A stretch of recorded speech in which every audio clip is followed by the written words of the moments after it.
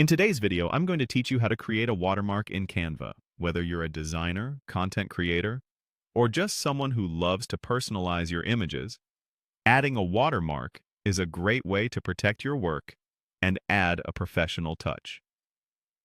Let's dive into the step-by-step process that will guide you through creating your very own watermark in Canva.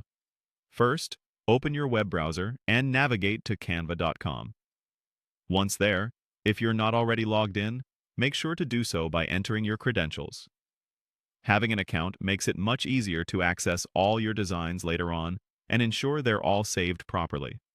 Once you've logged in, you'll find yourself on the Canva home dashboard. Look for the area just below the search bar, where you'll see an option labeled Upload. This is where you'll start importing the design you want to add a watermark to. Click on Upload, and then select Upload Files. Choose the design you plan to work with from your device. Once it's uploaded, click on it, and it will appear ready for editing. With your design open, the next step is to edit the image.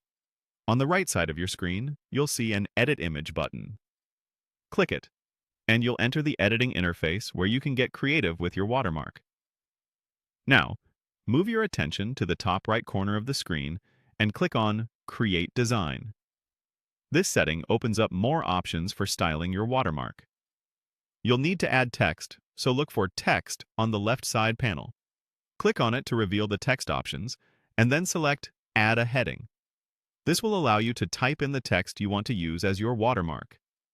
Consider using your name, brand, or a unique signature phrase. After typing in your watermark text, it's time to style it. On the floating toolbar, you'll find Text Color. Click there to choose your preferred color. White is often a great choice because it stands out well against most backgrounds. Once you've selected a color, place the watermark on your image. Ensure that it covers enough of the space to be effective, but does not overshadow your main content.